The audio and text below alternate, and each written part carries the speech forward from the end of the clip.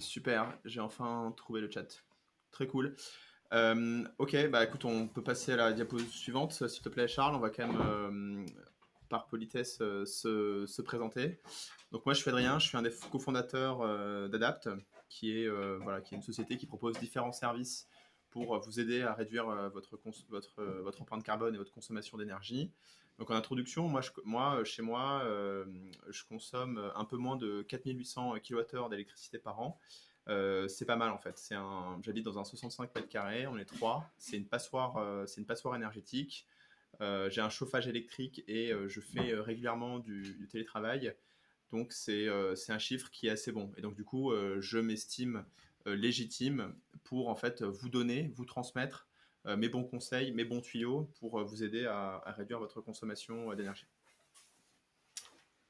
Et donc moi, Charles Koch, j'ai travaillé bientôt 10 ans dans le secteur de l'énergie, avec un gros passage chez Engie, et toujours auprès d'une meilleure consommation, plus raisonnable et plus écologique de notre énergie, à la fois chez les pros et chez les particuliers, mais quand même majoritairement chez les particuliers, d'où le fait qu'on travaille là-dessus aujourd'hui avec Adrien. Et pour ma consommation énergétique, effectivement, avec un appart de 76 mètres carrés, j'avais une consommation environ de 3600 kWh, ce qui est assez faible par rapport, comparativement à d'autres logements et par rapport à l'ADEME, là, ce qu'on vous a mis dans le pied de page. Bon, j'étais un peu aidé, hein, j'avais une bonne isolation, un appart refait, un plafond pas très haut, et surtout des voisins qui chauffaient en permanence en dessous et au-dessus, donc ça aide beaucoup. Et puis on faisait super attention, on avait un thermostat connecté, donc voilà, mais on pourra y revenir après si vous avez des questions. Et dans le cadre de cette présentation, de toute façon, on va parler un peu de tout ça. Donc voilà. À nouveau, hein, posez vos questions au fil de l'eau. On les lira au fur et à mesure. Donc voilà, faites-vous plaisir.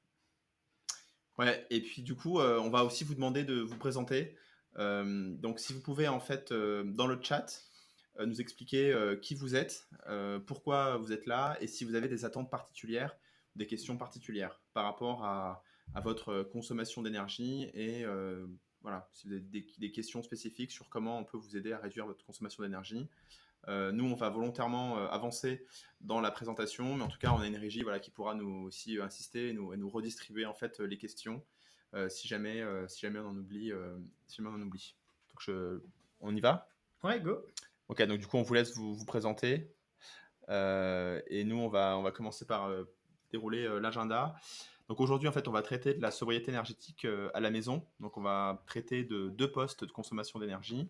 Le premier, c'est l'électricité, hein, qui est le plus connu. Et le deuxième, c'est le chauffage, qui est, à mon avis, un peu moins traité en France, alors que c'est un sujet extrêmement important conservatoire. Évidemment, on ne va pas pouvoir vous faire une thèse sur la transition énergétique, le changement climatique, les éco-gestes à la maison. Donc, en fait, volontairement, on sépare les sujets. Donc, dans le cadre de la compétition Ma Petite Planète, on a la semaine prochaine une édition qui est dédiée sur le chauffage bas carbone. Donc, comment passer d'un chauffage fossile à un chauffage électrique, notamment avec une pompe à chaleur, qui est un équipement qui est assez intéressant, mais qui pose beaucoup de questions. Donc, on pense qu'il y a vraiment un sujet là-dessus, et on va vous aider en tout cas à répondre à vos questions là-dessus. La semaine d'après, on va parler du transport individuel bas carbone. Donc concrètement, on va parler de voitures, de vélos, et on va voir en fait comment on peut réduire les émissions de CO2 de ce poste-là. Et ensuite, peut-être que dans les semaines qui viennent, les mois qui viennent, on fera aussi d'autres Twitch, par exemple sur la sobriété énergétique en Guadeloupe. Donc, c'est des sujets peut-être un peu différents de ce qu'on peut connaître en métropole. Il y a aussi beaucoup de questions sur la crise énergétique mondiale. C'est vrai que les prix de l'énergie augmentent partout, on ne sait pas forcément pourquoi. Sur le chaos climatique, sur l'avenir énergétique français, européen. Enfin bref, il y a plein de sujets de fond. Il y a plein de sujets de fond sur l'énergie et le climat. Et nous, en tout cas, avec notre modeste approche et notre modeste expérience, je pense qu'on peut vous donner assez facilement un premier niveau de lecture et puis vous orienter vers les bonnes sources. Et enfin, on va rester en contact, hein. C'est pas juste un contact ponctuel. Donc, si vous avez des questions, des suggestions pour voilà, sur n'importe quel sujet en lien avec l'énergie et le climat à la maison, euh, vous pouvez du coup nous contacter sur les différents réseaux sociaux. Euh, Très bien, alors super. Alors je vois que le chat arrive, c'est super. Alors, Euh, bonjour Sylvie, effectivement, tu nous as trouvé via MPP. On a effectivement un partenariat avec Ma Petite Planète pour inciter les utilisateurs à consommer au bon moment. Et je ne sais pas comment ils ont fait de la pub exactement pour cette conférence, mais en tout cas, il y avait une redirection vers notre site. Ouais. Ouais, en fait, Bienvenue. il y a effectivement un listing des différents événements et d'ailleurs, je crois qu'il y en a certains qui gagnent des points, je crois, si vous participez à un événement. Donc, Parfait. on espère que vous n'êtes pas là que pour les points, mais aussi pour le contenu. Et bien sûr, alors effectivement, tout ce que vous dites, normalement, vous devriez trouver votre compte euh, dans cet événement. Et donc, n'hésitez pas à continuer à nous poser des questions. Ok, donc bienvenue Sylvie, bienvenue Sophie et bienvenue El Babyboo. Ok, toutes les trois vous venez de la part enfin via le challenge MMPP, bah, c'est top. C'est vraiment génial ce partenariat. Et on a beaucoup de monde qui vient via ce canal-là. Et de ce que vous écrivez, je pense que vous allez avoir des réponses, en tout cas des premières réponses à vos interrogations, donc top. Restez à l'écoute. Et puis, c'est tant mieux si vous gagnez des points, effectivement.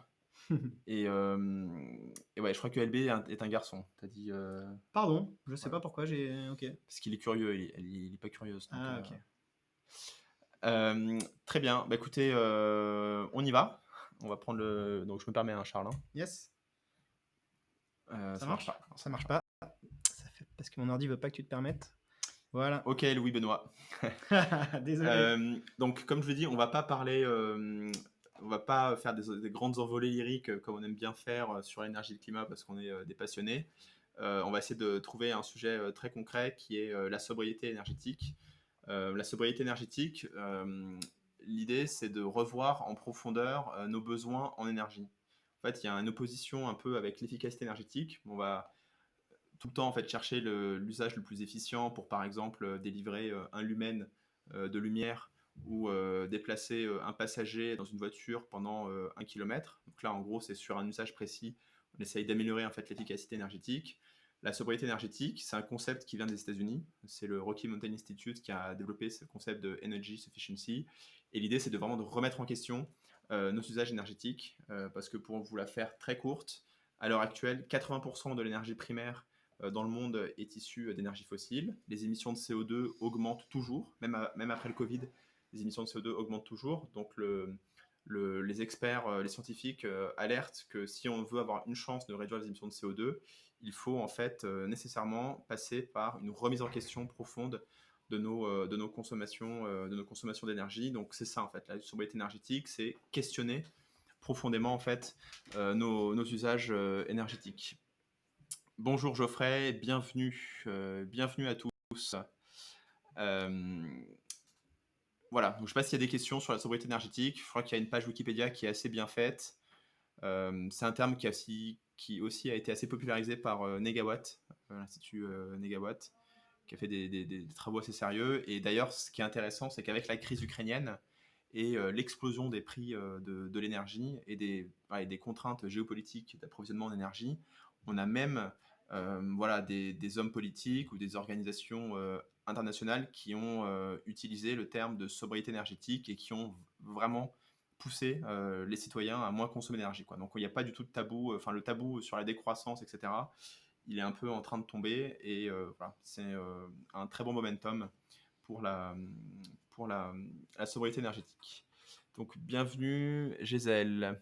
Super, tu viens aussi par MPP, très très Ouais. bien. Très bien, plein de choses à améliorer. Bienvenue parmi nous. Bienvenue à tous. Donc pour les nouveaux qui viennent d'arriver, hein, on vous laisse effectivement vous présenter sur le chat et expliquer pourquoi vous êtes là. Très bien. Du coup, ouais, on peut passer à la diapo suivante. Tu me dis hein, quand tu Yes. veux prendre la parole, Ouais, Charles. ouais, non, là-dessus, tout est bon.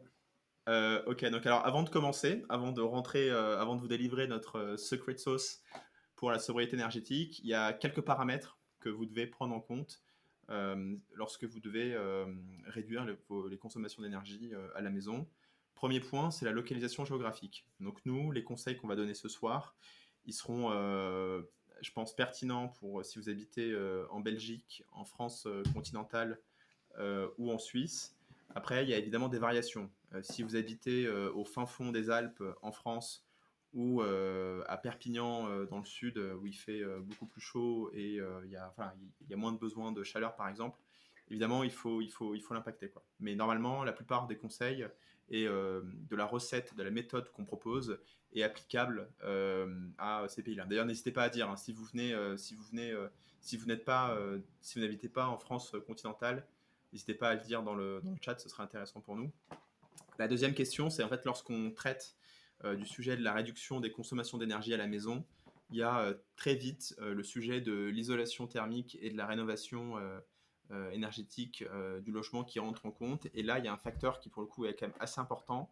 C'est la question de savoir si vous êtes propriétaire ou locataire. Parce qu'évidemment, enfin, on va en reparler, mais si vous êtes propriétaire, c'est plus facile d'investir en fait dans l'amélioration du bâti. Et dernière question aussi, pas des moindres, c'est savoir quelle énergie vous utilisez pour le chauffage, l'eau chaude et la cuisson. Est-ce que c'est 100% électricité? Est-ce que c'est 100% gaz naturel? Est-ce que c'est un peu des deux? Est-ce qu'il y a un peu de bois énergie, par exemple, euh, qui, qui, voilà, que vous utilisez aussi ponctuellement? Donc ça, c'est des paramètres importants qu'il faut prendre en compte. Voilà, et donc ça, enfin, on verra, on précisera en fait à quel point ces variables-là jouent dans notre méthode. Du coup, je continue. Yes. Ah, ma Alors, slide préférée. la secret sauce, notre recette magique. Donc ça, c'est quelque chose qui, je pense, fonctionne tout le temps, partout dans le monde. Donc si vous voulez radicalement réduire votre consommation d'énergie, la première chose, comme disent les anglo-saxons, c'est de chasser l'éléphant dans la pièce. Donc ça veut dire qu'il faut en fait traiter les principaux postes de consommation en premier, plutôt que de se concentrer sur des mini-détails. Donc ça, on va vous donner en fait tous les ordres de grandeur, que ce soit en kilowattheure ou en euros dépensés par an par poste énergétique, pour vraiment vous aider à vous concentrer là où vous pouvez avoir le plus d'impact. Deuxièmement, quelque chose qui est très facile à faire, c'est de supprimer les consommations inutiles. Enfin, vous allez voir, en fait, c'est assez simple de gagner quelques centaines d'euros par an vraiment en ne modifiant pas votre confort. Ensuite, il y a quand même la question de l'efficacité énergétique qui reste pertinente, notamment pour des équipements qui vont beaucoup consommer, comme, enfin, on va vous en parler, mais voilà, ça reste une dimension à bien prendre en compte. Ensuite, pour les plus ambitieux, il y a la question effectivement de la sobriété, à quel point vous pouvez aller plus loin dans le questionnement de vos propres usages énergétiques. Et enfin, donc c'est là où ça dépend un petit peu plus des pays et de si vous êtes propriétaire ou locataire, mais il y a la question effectivement des subventions et des différentes aides publiques qui peuvent vous aider à effectivement aller réduire votre consommation. D'ailleurs, il y a aussi des sociétés que nous on connaît, qu'on peut recommander, qui peuvent justement vous aider à trouver en fait les bonnes démarches pour réduire votre consommation d'énergie. Ok, bon là je parle beaucoup, mais je passe la parole à Charles après. Ouais, donc là, on va rentrer dans chacun des points un par un maintenant. Voilà, donc j'espère que vous êtes prêts. Vous allez prendre des notes. Il y a une interro à la fin, donc il va falloir que vous reteniez tout. Tu veux que je prenne celui-là? Allez, go.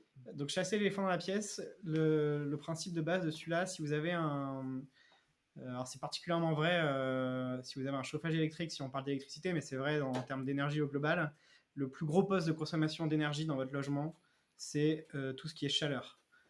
Gestion de la température. Donc ça peut être l'été, ça va être les clims dans le sud de la France, on va dire, mais l'hiver, partout, là où il fait froid, ça va être le chauffage et le ballon d'eau chaude. Donc ça, c'est entre 70 et 80% de votre consommation. Vous pouvez être quasiment sûr que c'est lié au chauffage de l'atmosphère de votre maison ou de votre appartement et au chauffage de l'eau. Donc c'est le principal poste, enfin c'est l'éléphant, quoi. C'est à lui qu'il faut s'attaquer et du coup, il faut essayer de comprendre cette consommation. Donc le premier conseil qu'on donne, c'est déjà de mesurer et de suivre la température. Pourquoi déjà, y a un dicton qui dit que tout ce qui ne se mesure pas ne s'améliore pas. Donc mesurer, c'est déjà bien, on prend conscience. C'est tout bête, il suffit d'acheter un thermomètre qu'on met dans le salon ou dans les pièces qu'on souhaite suivre. Et aussi, ça évite de chauffer à 23 degrés, 22 degrés quand c'est absolument pas nécessaire, quoi. La température recommandée, on est plutôt de l'ordre de 18 degrés. Alors, il y en a qui ont un peu froid avec 18 degrés, donc on peut monter, chacun à sa convenance. On l'a pas dit, hein, nous on n'est pas là pour juger ou pour critiquer, on donne des conseils, après on va pas venir vérifier chez vous ce que vous faites. Voilà, il y a des personnes qui ont besoin d'avoir une température plus élevée, bah, c'est tout. Mais en tout cas, le mesurer et pas laisser la température dériver, quoi. Et rentrer chez soi et qu'il fasse 22 degrés, bah, c'est pas, alors qu'on n'en a pas besoin, c'est souvent pas utile. Donc ça, c'est le premier point, de mesurer et suivre. Le deuxième point, c'est du coup d'essayer de réduire. C'est assez facile de mettre un pull en général. En hiver, on n'a pas besoin d'être en t-shirt chez soi.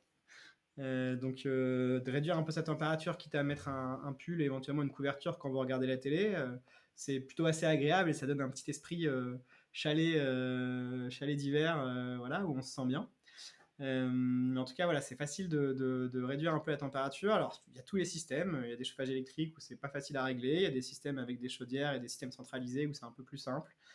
Donc, je ne dis pas que c'est simple, mais il y a souvent des manières de réduire un petit peu sa température et de mieux la contrôler. Après, il y a l'isolation.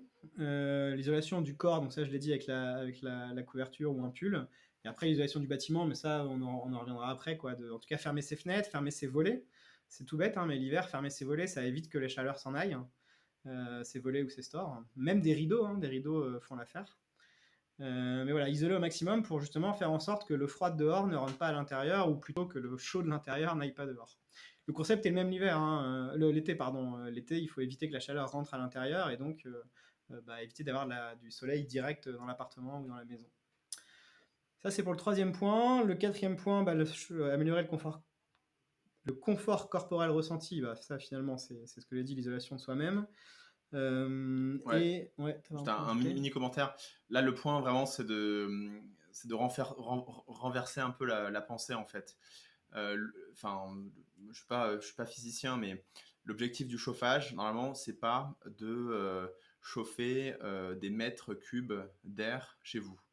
L'objectif du chauffage, c'est de chauffer des personnes avant tout. Donc, c'est tout bête, mais à l'époque, il y avait un poêle au centre de la pièce et en fait tout le monde justement cuisinait, vivait en fait autour de ce poêle parce que le poêle était vraiment localisé au centre de la pièce pour chauffer en fait les êtres humains qui étaient juste autour. Donc ça peut aussi être une réflexion à avoir sur comment vous distribuez en fait vos moyens de chauffage et vraiment voilà, est-ce qu'il y a vraiment besoin de chauffer une pièce dans laquelle vous passez que 10 minutes par jour.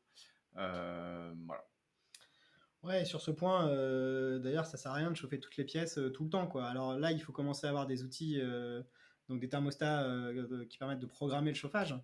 Mais souvent, le soir, on est tous dans le salon, à la salle à manger. C'est pas la peine de chauffer les chambres, d'autant plus que pour dormir, la température est conseillée, elle est plutôt autour de 16-17 degrés. On est sous une couette, on n'a pas besoin d'avoir une température de 18 degrés la nuit. C'est même mieux pour bien dormir d'avoir une température assez basse. Donc ça aussi, c'est important de pouvoir essayer de gérer la température pièce par pièce.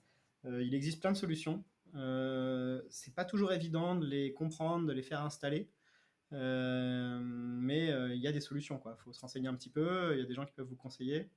On peut aussi éventuellement vous orienter vers certaines solutions, mais il y en a tellement qu'on ne va pas vous les lister là. Mais voilà, selon la configuration de votre logement, le type de chauffage, il y a différentes solutions qui vont du simple thermostat à régler soi-même une fois pour toutes avec un calendrier, jusque ce qu'on appelle les thermostats connectés, donc des thermostats qui permettent de contrôler à distance, et puis même, il y en a qui vont plus loin, qui repèrent géographiquement où vous êtes avec votre GPS et qui vont chauffer uniquement quand vous êtes à la maison, qui vont couper le chauffage quand vous partez.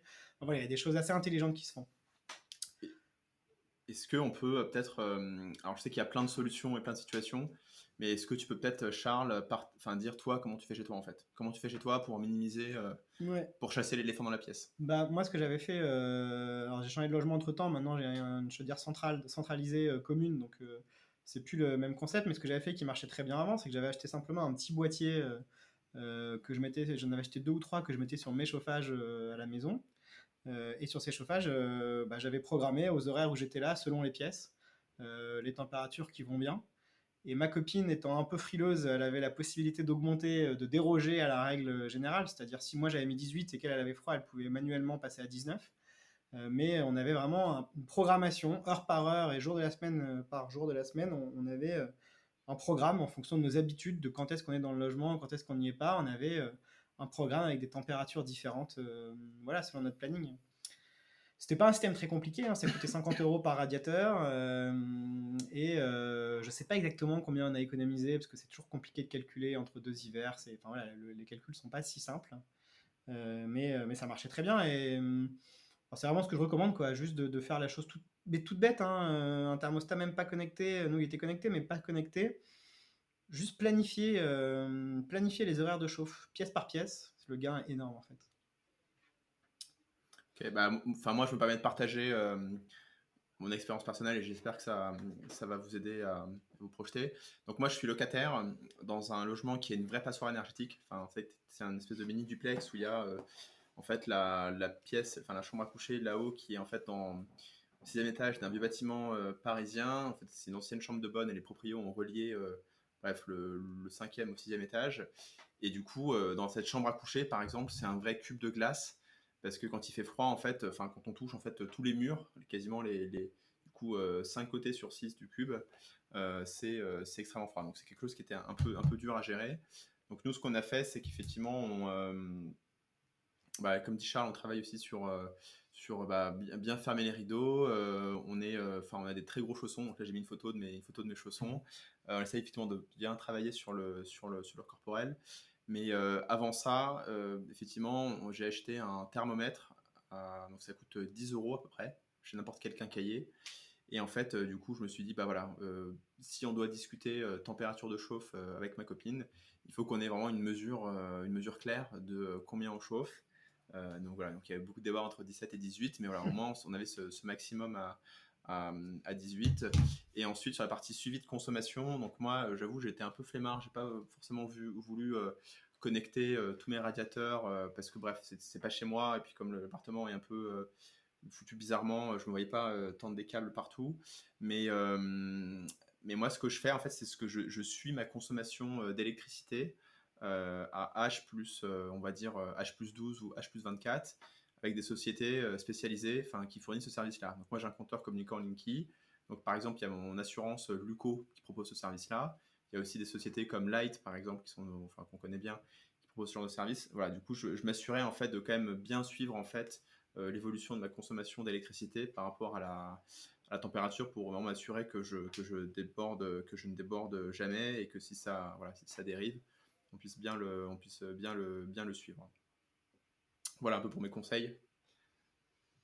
Bah, parfait. Effectivement, c'est assez facile de suivre sa consommation. Je sais pas si on en reparle après, mais sa Ouais, consommation quand vous êtes chauffé à l'électricité, c'est vraiment très simple. Au gaz, c'est un peu plus compliqué. Si vous avez une chaudière gaz, il y a l'équivalent qui arrive qui s'appelle Gaspark. C'est l'équivalent de Linky, mais je crois qu'il n'est pas encore beaucoup déployé, quoi. Donc, on peut pas suivre aussi finement ses consommations de gaz que ses consommations d'électricité, mais voilà. Encore une fois, certains thermostats connectés permettent de le faire, hein. Voilà, faut bien s'enseigner. ouais. Donc effectivement, on spoil, on va vous en parler plus tard, mais effectivement, dites-nous dans le chat si vous suivez vos consommations avec un Linky par exemple, ou juste avec les factures de vos fournisseurs. D'ailleurs, je vois qu'on a des nouveaux spectateurs, donc n'hésitez pas en tout cas à commenter et dire un petit peu qui vous êtes, pourquoi vous êtes là et qu'est-ce que vous cherchez. Alors, on passe du temps sur le premier point, mais c'est l'essentiel. Enfin, juste pour vous donner des chiffres concrets, parce que moi, j'aime pas trop quand on parle d'écologie ou d'énergie, quand on donne pas en fait des vrais ordres de grandeur. Donc, en 2018, en France, donc avec les anciens prix de l'électricité, donc ça va encore augmenter, mais en moyenne, le chauffage et l'eau chaude, c'est au minimum 1100 euros par an.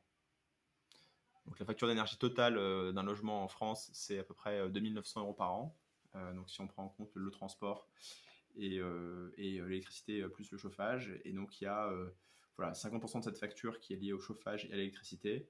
Et donc vous voyez qu'effectivement, comme disait Charles, on retrouve l'ordre de grandeur de 70 à 80% des consommations d'énergie. Donc grosso modo, si vous voulez économiser quelques centaines d'euros par an, si vous voulez vraiment dédier 2 à 3 heures de votre vie à réduire votre consommation d'énergie, réduire votre consommation d'énergie fossile, œuvrer pour la lutte contre le changement climatique, on vous conseille vivement de suivre en tout cas ces conseils et de commencer par ça.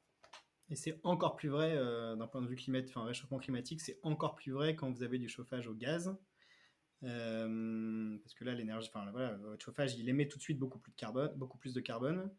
en brûlant le gaz. Et c'est encore plus vrai. Alors, il n'y en a pas beaucoup, il n'y en a plus beaucoup, mais il en reste quand même, notamment dans les villes un petit peu éloignées, mais quand vous avez des chauffages au fioul.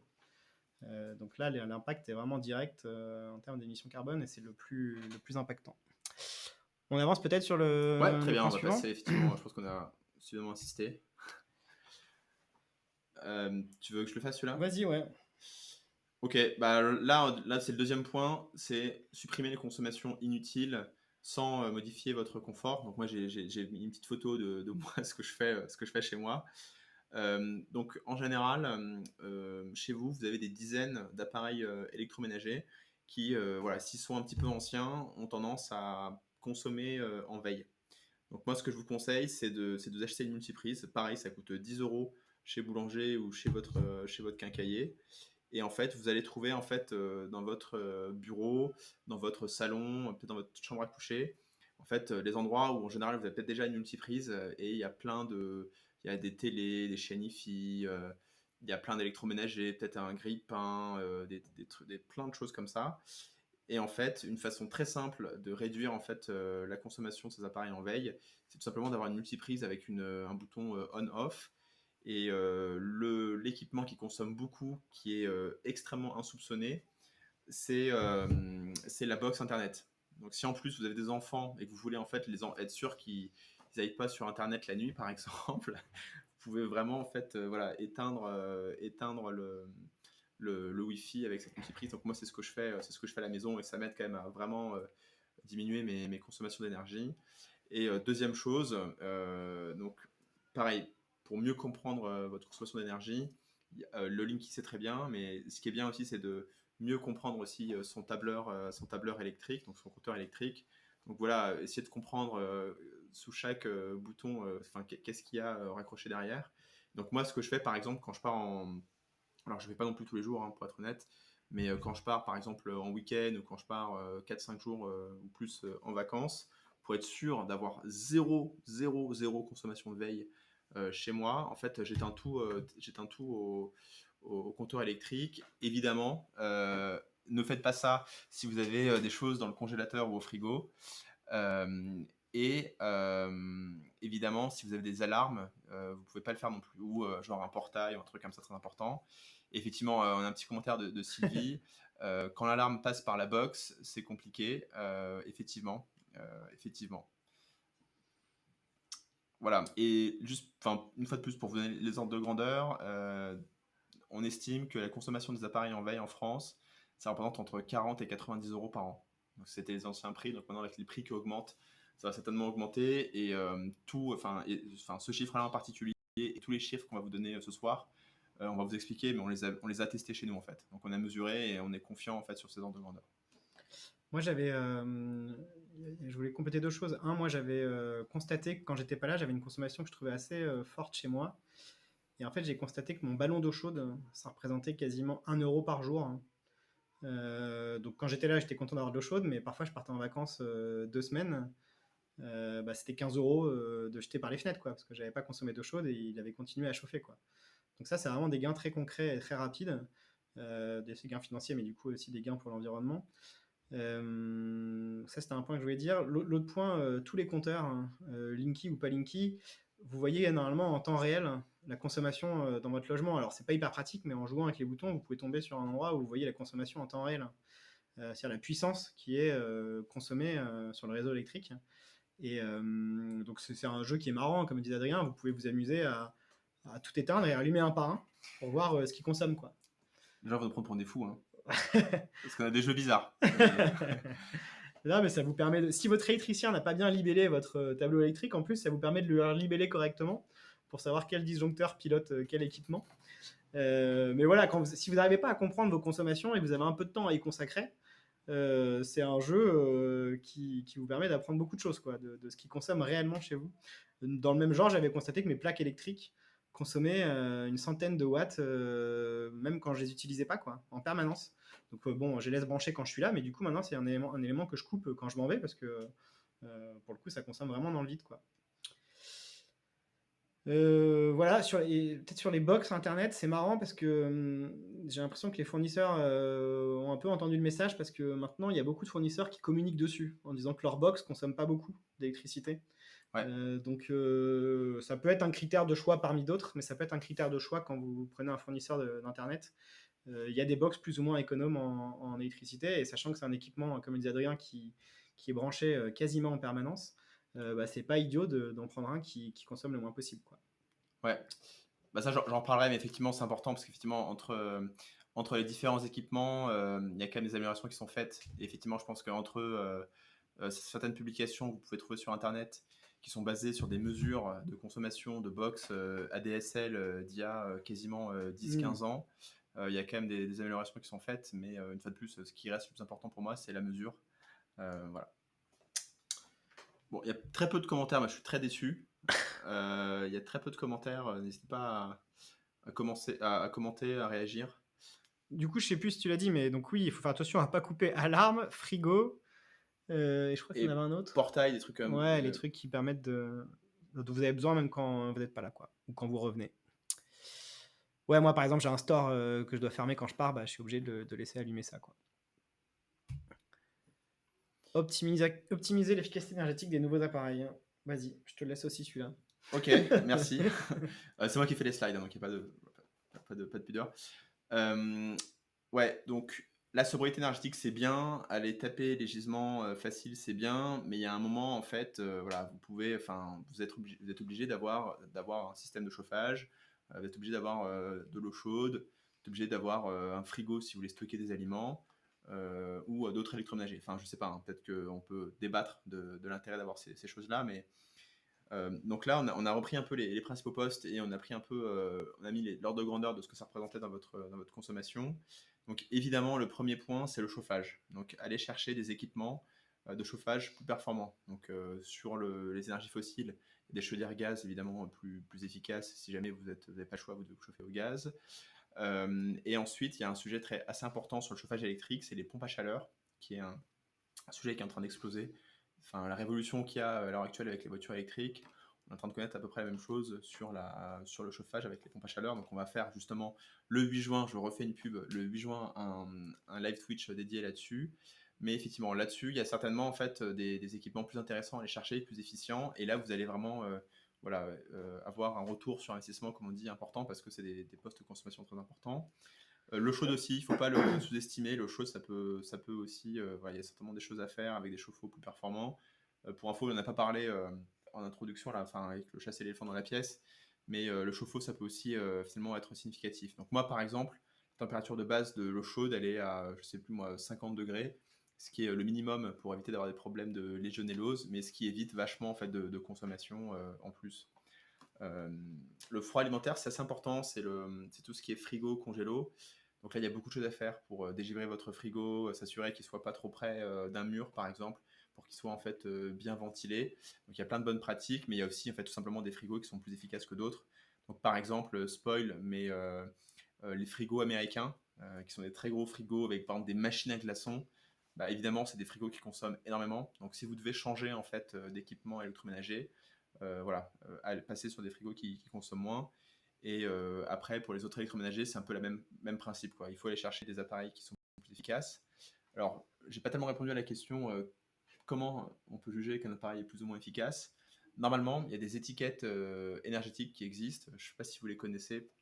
Ces étiquettes là, A, B, C, D avec un code couleur qui sont censés être un standard européen, voire international. Mais au-delà de ces tests-là qui sont parfois faits dans des conditions qui sont discutables, enfin on se souvient du Dieselgate dans le monde automobile où en fait on s'est rendu compte que les tests étaient un peu truqués par les constructeurs.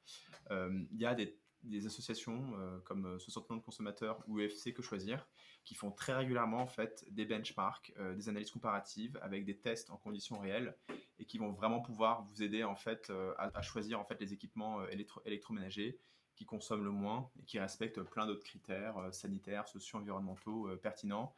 Donc si vous devez par exemple demain acheter un frigo, je sais rien moi, un ballon d'eau chaude ou une pompe à chaleur, on vous recommande vivement d'aller acheter ces articles-là sur Internet. Hein, ça coûte quelques euros et vous aurez certainement le meilleur benchmark. Et dernier point, enfin non, deux derniers points. Avant-dernier point, c'est que tout ça, vous pouvez aussi le vérifier en achetant un wattmètre sur Internet. Alors ça coûte pas 10 euros, ça coûte à peu près 20 euros, mais vous pouvez avoir une mesure assez précise de la consommation de vos appareils. Donc ça permet aussi de vérifier la consommation de vos appareils s'il faut les changer. Excusez-moi. Et du coup, c'est avec cet outil-là que j'ai mesuré un peu tout chez moi et on se permet d'être assez confiant sur les chiffres qu'on donne. Et dernier point, évidemment, vous pouvez, pour l'environnement, il y a le sujet évidemment du changement climatique, mais il y a aussi d'autres enjeux. Donc, si vous passez par des nouveaux appareils, vous pouvez aussi utiliser des appareils de seconde main. Maintenant, il y a plein de sociétés, plein d'associations qui proposent des appareils de seconde main. Donc, il n'y a pas de raison que vous ne puissiez pas trouver en fait des équipements plus efficaces sur ces postes de consommation importants. Ouais, et un point que je rappelle souvent à ce moment-là de l'échange, c'est que ce type d'appareil, ça s'entretient, notamment un frigo et un congélateur, ça se dégivre régulièrement. S'il commence à avoir une couche de glace, ça va se mettre à consommer beaucoup plus. Pareil, derrière, il y a un échangeur sur lequel il faut, comme en général, on n'y touche jamais parce qu'il est contre un mur au fond de la cuisine, mais ça se nettoie de temps en temps pour enlever la poussière et optimiser son fonctionnement. Les chauffages aussi, hein, ça se nettoie un petit peu. S'ils sont tout encombrés avec plein de poussière, ils vont se mettre à moins bien chauffer. Donc voilà, tout ça s'entretient. Une chaudière aussi, ça s'entretient. Et mieux c'est entretenu, plus vous allez optimiser son rendement, quoi, sa capacité à consommer moins pour avoir le même effet, quoi. Donc ça, faut quand même pas le négliger. C'est pas quelque chose à faire tous les jours non plus. Mais n'empêche que ça peut avoir de l'impact sur l'efficacité énergétique de vos équipements, justement. Voilà, pas grand chose d'autre à rajouter là-dessus, de mon côté. Voilà, après, on va reparler, mais je pense qu'à date, on essaiera de vous filer des conseils. Enfin, typiquement, on va regarder le sujet de la pompe à chaleur. Bah, je pense qu'on vous fera un article de blog ou un live dédié à ce sujet pour vous aider s'il y a des questions spécifiques. Si on se rend compte que tout le monde peut se poser la question, on pourra répondre aux questions. On a un commentaire Ouais, de Louis LB qui Benoît. dit qu'il ne peut pas nettoyer sa grille de frigo qui sera intégrée. Alors, je vois pas trop. C'est vrai que moi, j'ai vu un frigo une fois, il n'y avait pas de grille du tout derrière, c'était lisse. Alors, je pense que c'était une autre technologie, donc effectivement, ça servait moins de nettoyer. Là, je sais pas si c'est la même chose ou si elle est ailleurs, mais ouais, c'est assez rare en tout cas. Ça, c'est dommage, c'est typiquement des choses à prendre en compte quand on achète des équipements. Mais merci Ouais. pour le commentaire, Louis Benoît. Donc là, on arrive un petit peu à la fin de notre recette magique. Donc le dernier point, ça tu veux que je le fasse? Ouais, parce que c'est ta photo et je pense que tu aimes bien commenter cette photo. C'est vrai qu'il y a une petite histoire personnelle là-dessus. En fait, ouais, c'est un peu en fait, au moment où j'ai pris cette photo-là que j'ai un peu eu l'idée de créer Adapt. En gros, donc là, on vous a expliqué en fait les premières étapes pour réduire, je pense, facilement d'un ordre de grandeur peut-être de 30 ou 40% votre consommation d'énergie à la maison. Et en fait, vous pouvez aller plus loin en espérant tendre vers la sobriété. Donc, en gros, vous vous interrogez sur vos changements de mode de vie, sur les transformations sociales qui sont associées derrière à vos consommations d'énergie. Je ne sais pas si vous avez des conseils en tout cas à donner. Enfin, en tout cas, nous, on est preneurs. Mais par exemple, ce qu'on peut s'interroger effectivement sur la pertinence d'avoir des écrans partout, d'avoir des LED partout pour notamment faire une espèce enfin, je sais pas quoi, de décoration de Noël lors de Noël. Et peut-être pour parler de cette photo, je sais pas si vous arrivez à bien la voir. Je sais pas si vous êtes sur smartphone ou sur écran, mais en gros, j'ai pris le train et je suis arrivé du coup en gare du Nord à Paris. Il était tard, c'était un soir d'hiver, donc c'était je sais pas, un dimanche à 23 heures, on va dire. La gare était vide. Alors, évidemment, elle était éclairée pour des questions, je pense, de sécurité évidentes, mais il y avait vraiment une enfilade de panneaux qui faisaient de la publicité. Et le comble du comble, c'est que c'était un très grand énergéticien français qui commence par E et qui finit par F, Qu'on ne citera pas et qui n'est pas indiqué sur le qu'on ne slide. citera pas, qui en fait fait de la publicité pour sur l'efficacité énergétique et sur en fait comment moins consommer quoi. Moins consommer, c'est bien s'équiper. Et donc là, pour moi, c'était vraiment le déclencheur, quoi. Je me suis dit, mais en fait, on fait n'importe quoi, n'importe quoi. On est en train, du coup, de, de solliciter en fait des moyens de production d'énergie fossile parce que c'est la nuit, mais qu'on a besoin. Il n'y a pas assez d'énergie bas carbone, en France en tout cas, de nucléaire et d'énergie bas carbone comme l'éolien ou le solaire. Donc on est en train de cramer des émissions de CO2 qui causent du changement climatique pour faire de la publicité dans des gares où il n'y a personne en fait. Pourquoi? Parce que l'énergie coûte rien, parce que voilà, il y a des sociétés qui ont peut-être beaucoup d'argent, beaucoup de budget pour faire du marketing. Et donc, du coup, je me suis vraiment dit, bah voilà, en fait, il faut juste arrêter d'avoir de la publicité comme ça, des écrans comme ça dans les gares, dans les lieux publics. Je pense qu'en plus, pour le cerveau, c'est très très bien. Enfin, moi, je préférais avoir des œuvres d'art, par exemple. Je peux avoir des Botticelli, des Vincent Van Gogh, des Matisse, qui soient affichés, en fait, plutôt que la publicité. Mais ça, c'est un point de vue personnel. On a un commentaire. Ça vaut le coup de les interpeller sur les réseaux Je crois que ça a sociaux. été fait, hein. Alors, je l'ai fait, ouais, j'ai fait un petit buzz. Voilà, c'était ma seule réussite de post qui fait du buzz sur les réseaux Sur sociaux. Twitter. Et effectivement, voilà, ça a bien buzzé. Et je pense que le département marketing d'EDF a dû. Voilà, je ne sais même pas s'ils ont réagi, mais.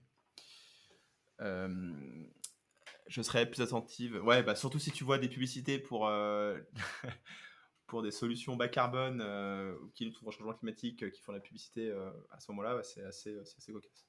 Voilà, du coup, Charles, je sais pas si tu as des questions, toi. Des questions, moi des questions non, mais non sur le changement de train de vie classique pour être plus sobre en énergie, hein, c'est aussi de réduire les déplacements en voiture, d'aller au boulot, d'aller au bureau à vélo. Bon, c'est facile quand on habite en ville, c'est plus compliqué quand on habite pas en ville, mais c'est un changement tout bête qui aide, hein, pas prendre sa voiture. Enfin voilà, c'est des vraies transformations, comme tu l'as dit, hein, sociales. Ça demande un peu plus d'efforts, je pense, que les choses qu'on a demandé avant, mais il y en a qui sont pas désagréables, hein. Prendre le train plutôt que la voiture pour partir en week-end ou en vacances. Moi, ça fait plusieurs années que je fais ça. À la base, je le faisais pas forcément pour l'écologie, je le faisais aussi parce que en train, en fait, on travaille, on peut jouer, on peut discuter, alors qu'en voiture, en fait, on est concentré à conduire, quoi, et on fait pas autre chose à côté, quoi.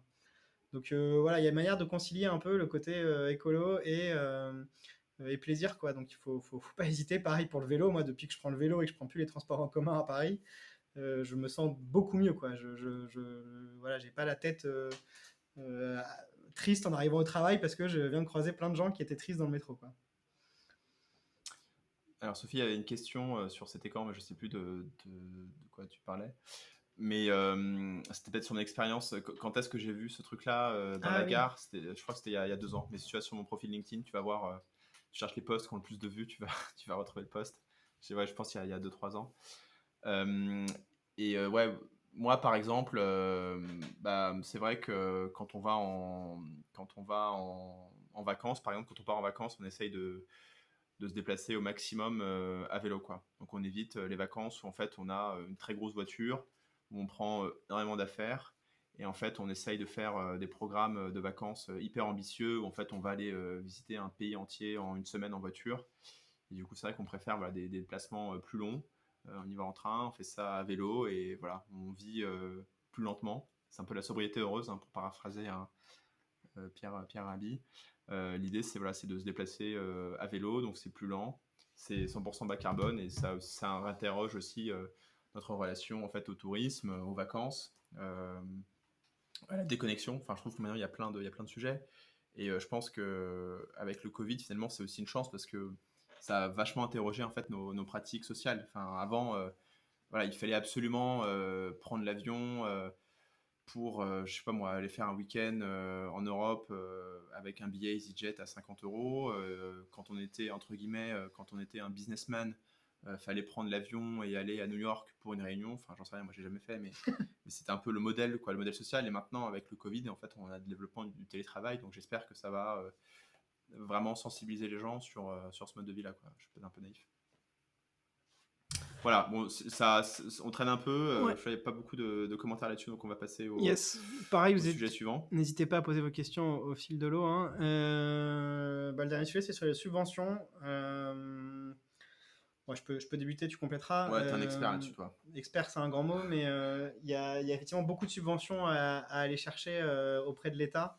Alors, certaines sont dépendantes de vos revenus, mais vraiment, tout le monde est éligible à certaines subventions. Adrien parlait tout à l'heure des pompes à chaleur. Il y a déjà des très grosses subventions. Alors, ça coûte cher d'installer une pompe à chaleur, mais il y a de grosses subventions en parallèle et je pense qu'elles vont continuer à exister et même peut-être même être augmentées, quoi. Donc, parce que là, il y a vraiment un enjeu, enfin, vous l'imaginez tous, de réduire notre dépendance au gaz et au pétrole, notamment dans le contexte géopolitique. Donc voilà, l'Europe met en place des choses pour inciter les gens à vraiment quitter tout ce qui est chauffage gaz et fuel, quoi. Donc là, il y a vraiment des choses à aller faire et à regarder. Alors l'inconvénient de ce problème, de ce sujet-là, c'est que vous pouvez généralement pas le faire si vous êtes locataire. C'est quand même des gros travaux et du coup il faut être propriétaire ou avoir une bonne relation avec son propriétaire et réussir à le convaincre Ouais. que ça optimise son logement, que ça optimise peut-être le loyer, enfin voilà, qu'il va y trouver, il faut que vous arriviez à trouver ce que lui va y gagner, peut-être aussi à la revente, enfin voilà, il y a Ouais. pas mal d'arguments à avoir, hein. Moi, j'avoue que par exemple, je suis locataire et du coup, je passe par une agence, c'est l'agence La Forêt, qui gère le logement pour le compte de mes propriétaires. Et d'ailleurs, je pense que c'est un appartement familial, donc tu as des frères et sœurs qui sont propriétaires du logement.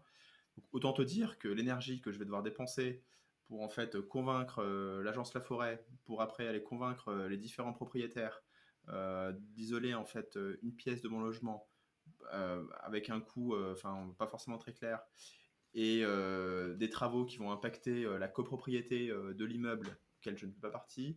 C'est vrai que c'est un peu le parcours du combattant, et donc ouais, j'espère qu'il y aura des réglementations qui vont permettre d'aider ce genre de choses. Ouais, et aussi pour ceux qui sont propriétaires, pompe à chaleur, tout de suite ça paraît énorme, mais normalement si vous avez une chaudière gaz, ça ne change pas l'installation des chauffages, enfin des radiateurs chez vous, ça change uniquement la chaudière, quoi. Donc c'est pas non plus des énormes travaux. Si vous aviez bien emménagé, vous n'allez pas devoir tout refaire, quoi. On change pas la tuyauterie globalement, c'est juste euh, la machine qui produit de la chaleur qui change, mais le reste du réseau de chauffage ne change pas. Voilà, il y a des gens pour vous accompagner là-dessus, il y a des opérateurs qui vous accompagnent là-dessus pour savoir le bon type de chauffage pour vous, les subventions que vous pouvez toucher, enfin voilà, qui vous accompagnent là-dedans. Donc je pense qu'il ne faut pas le faire tout seul parce que c'est quand même assez complexe. Donc moi je vous recommande quand même d'être accompagné si vous y connaissez rien du tout. Ouais, et Mais puis ça vaut le c'est. coup. Alors, c'est un secteur qui est assez concurrentiel, hein, donc il y a eu pas mal d'arnaques aussi, mais il y a des acteurs sérieux. Enfin, nous, en tout cas, on peut le dire, mais Tuco Énergie, par exemple, TUCO Énergie, on les connaît bien, ils sont vraiment sérieux, et c'est des gens qui, justement, s'efforcent de se démarquer en ayant enfin, la meilleure expérience client, entre guillemets, dans ce monde où il y a effectivement beaucoup d'arnaques. Et donc, voilà, n'hésitez pas à aller chercher de l'aide sur ces sujets-là. Donc voilà, et Voilà. il y a un commentaire de Sophie. Effectivement, c'était pas le but de parler de l'application Adapt ce soir, hein. S'il nous reste 5 minutes à la fin, on peut quand même vous en toucher un mot. D'ailleurs, il Bien nous reste sûr. plus que 5 minutes. Mais c'était pas l'objectif premier. On n'était pas là pour vendre ce qu'on fait nous, on était là pour parler de sobriété énergétique et de réduction de vos consommations. Mais on pourra peut-être toucher un mot dans quelques minutes. Il y a un dernier slide et après, je pense qu'on peut parler de ça. Ouais, exactement. Ouais. Je vois effectivement le nombre de spectateurs qui commence à tranquillement baisser. Donc, bref, on vous a donné plein de conseils pour réduire votre consommation d'énergie. Donc, j'espère que vous les mettrez en œuvre. La bonne nouvelle, c'est qu'en fait, en réduisant votre consommation d'énergie, vous allez aussi réduire votre facture. Donc là-dessus, le sujet clé, c'est de mesurer le profil de consommation, comme on l'a dit. Je ne sais pas si certains d'entre vous le font déjà avec Linky.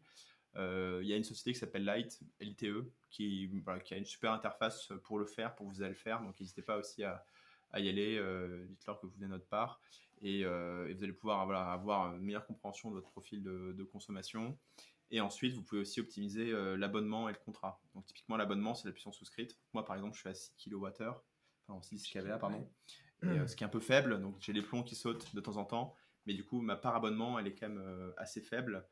Et enfin, voilà, n'hésitez pas à faire jouer la concurrence. Enfin, c'est un marché qui a été libéralisé, donc il y a plein de concurrents, donc vous pouvez faire jouer la concurrence. À l'heure actuelle, en tout cas dans une crise énergétique mondiale, donc il y a tous les prix qui augmentent très fortement. Donc en France, voilà, juste avant les présidentielles, on a fait le choix de geler les tarifs de l'énergie, mais en fait, il y aura forcément un rattrapage qui va faire mal, qui fera très très mal. Donc là, si tu veux avoir un conseil, c'est peut-être plutôt passer dans les tarifs réglementés. de la fameuse société publique qui commence par E et qui finit par F, qui est peut-être voilà, une des options qui va peut-être le moins changer et qui restera toujours dans les options parmi les moins chères du marché. Donc si vous voulez pas trop vous prendre la tête, je pense que ce serait un peu l'option facile. Faut se méfier en fait des fournisseurs qui vous proposent un tarif qui est ponctuellement 3% en dessous du tarif réglementé. Mais en fait, une fois qu'ils ont chopé 100 000 clients, boum, ils remontent Ouais. les frais. Donc, Et moi, là, je viens de changer de fournisseur d'électricité, par exemple, et il y a aussi des fournisseurs qui font des réductions la première année, 50 euros, etc. Donc la première année, vous avez l'impression que c'est bon, mais en fait, dès la deuxième année, ou voire même dès les 6 mois après le début, bah, vous êtes complètement perdant, en fait. Donc faut vraiment, en ce moment, il n'y a pas trop de questions à se poser, c'est effectivement l'acteur qu'a cité Adrien. Il y a d'autres acteurs qui font un tarif qui est indexé sur celui-ci, donc vous ne prenez pas de risque avec cela non plus. Sachez juste aussi un point qui est important, un changer de fournisseur, c'est rien, hein, ça se fait en 3 clics sur Internet. Vous pouvez changer une fois par mois si vous avez envie et ça ne coûte rien. Donc il ne faut pas avoir peur de le faire. Faites-le, testez et vous verrez bien. Moi, je vous recommande surtout de fuir tous les prix indexés sur autre chose que le tarif réglementé. Il y a des prix indexés sur le marché ou sur différentes choses. Ça, c'est assez dangereux. Vous risquez de voir vos ouais. factures flamber assez rapidement, surtout dans le contexte actuel. Donc là, en ce moment, c'est un peu la crise. Prenez la solution de facilité des prix indexés sur le tarif réglementé. Comme ça, c'est l'État qui choisit et l'État protège le consommateur. Donc il augmentera pas trop les prix, ou en tout cas doucement. Voilà, je sais pas s'il y a des spectateurs en Suisse et en Belgique, mais c'est pareil, quoi. Il y a des solutions qui existent, des fournisseurs qui peuvent vous aider. Alors, Louis Benoît, je chauffe au gaz qui est généré par les vaches dans des appareils de méthanisation dans les fermes. Est-ce une bonne solution? Oui, la méthanisation est une bonne solution. Le biogaz est une bonne solution. Par contre, alors moi j'ai beaucoup travaillé là-dessus chez mon employeur précédent. Ce qu'il faut avoir conscience, c'est que le gisement de gaz renouvelable est extrêmement limité. C'est une énergie qui est très précieuse, notamment l'énergie bas carbone. Et donc du coup, normalement, il serait préférable de privilégier en fait l'usage de gaz bas carbone pour des usages chaleur-intensifs pour lesquels on a besoin d'une chaleur à très haute température, sur des secteurs qui sont très très durs à décarboner. Donc par exemple, l'industrie du verre a besoin de gaz naturel à très haute température. Et donc là, c'est vrai que normalement, le merit order, entre guillemets, voudrait que ces énergies bas carbone soient fléchées vers ces usages-là qui sont difficiles à décarboner. Et si toi, Louis Benoît, tu peux passer à un chauffage électrique, par exemple, si tu es propriétaire, si tu peux passer à une pompe à chaleur électrique, bah, tu ferais certainement un très bon choix. Déjà, je pense que tu pourrais un tout petit peu réduire les émissions de CO2, mais surtout, en fait, tu laisserais cette énergie bas carbone disponible pour d'autres qui, en fait, ne peuvent pas se permettre de passer à un chauffage électrique. Chauffage au sol. Ok. Bon, là, tu nous Bah, poses une colle. chauffage au sol, pour le coup, ça marche avec des pompes à chaleur, hein. Il y a des pompes à chaleur qui permettent de faire ça. Ouais. Alors, l'idéal, après, dans ces configurations-là, si chauffage au sol, du coup, j'imagine plutôt une maison, mais c'est même pas sûr. Après, c'est d'avoir panneaux solaires plus pompe à chaleur. Et là, vous faites d'énormes économies, en plus des économies financières et des économies de CO2. Après, bah, le cas de Louis Benoît, on va peut-être le traiter du coup la semaine Ouais, prochaine, lorsqu'on parlera du chauffage bas carbone. En tout cas, merci pour ton ouais, commentaire. Et du coup, pour terminer, et puis justement pour répondre aux commentaires ouais. de Sophie, je conclue. Non, vas-y, ouais. Bah, Ok, je conclue peut-être en parlant un peu de Adapt, quoi, de ce que nous on fait, juste pour ceux qui n'ont pas conscience. exactement. Donc en fait, nous, effectivement, Adapt, on est une jeune société. Donc effectivement, on a tendance à faire beaucoup de choses avec très peu de ressources disponibles. Mais nous, en fait, notre principal produit, c'est justement cette météo électricité adapt.sh que je pense vous avez tous majoritairement découvert à travers la compétition des éco-gestes Multiplanète. Donc l'idée, c'est de dire que voilà, une fois que vous avez vraiment réduit vos consommations d'énergie, si vous souhaitez aller plus loin dans la réduction de vos émissions de CO2, vous pouvez en fait choisir de consommer l'électricité lorsqu'elle émet moins de CO2, lorsqu'elle a moins d'impact sur le changement climatique. Donc nous, on a développé ce concept de météo-électricité avec, donc c'est ce que vous avez sur adapt.sh. On a aussi un outil qui est spécifique pour ceux qui ont une voiture électrique. Donc si vous avez une voiture électrique, vous pouvez justement utiliser notre planificateur qui permet de minimiser en fait les émissions de CO2. Donc on va essayer de vous le mettre dans le chat actuellement. Donc en gros, si vous voulez en savoir plus sur ce qu'on fait, si vous voulez avoir plus de conseils, la porte d'entrée principale, ça reste notre outil adapt.sh et la création d'un compte utilisateur. En fait, quand vous créez un compte utilisateur chez Adapt, on va vous demander de renseigner votre profil énergétique et en fonction du fait que vous ayez un chauffage électrique, gaz, une voiture thermique, une voiture électrique, où est-ce que vous habitez, etc. En fait, on va vous fournir différents conseils pour aller plus loin, pour réduire vos émissions de CO2, en plus de ce qu'on propose dans la météo électricité. Donc vraiment, si vous voulez, si ce qu'on fait, ça vous plaît, allez vous inscrire à Adapt, c'est gratuit. C'est comme ça en fait que nous, on peut vous proposer nos services. Vous pouvez évidemment nous suivre sur les réseaux sociaux. Donc on est à peu près sur tous les réseaux sociaux. On est même sur TikTok pour ceux qui voudraient un peu rigoler. Euh, on a aussi un forum Discord. Donc là, l'idée, c'est que si vous voulez aller plus loin, si vous voulez tester de nouveaux produits, tester de nouveaux services avec nous et que le sujet énergie-climat vous passionne, bah voilà, vous pouvez aller sur Discord et puis vous aurez des discussions plus expérimentales. Et enfin, si aujourd'hui ça s'est bien passé, bah, je pense qu'on mettra la vidéo sur YouTube gratuitement pour que voilà, tout le monde ait accès à ces conseils pour en fait diffuser une consommation d'énergie plus intelligente. Il est 19h02, je pense qu'on va s'arrêter là. Du coup, si vous avez des questions, vous pouvez les poser maintenant. On peut y répondre pour ceux qui veulent rester et avoir les réponses à leurs questions. Et n'hésitez pas à nous faire un retour sur ce Twitch, soit dans les commentaires là, soit en venant sur le Discord ou en nous écrivant sur notre site. Il y a notre adresse mail qui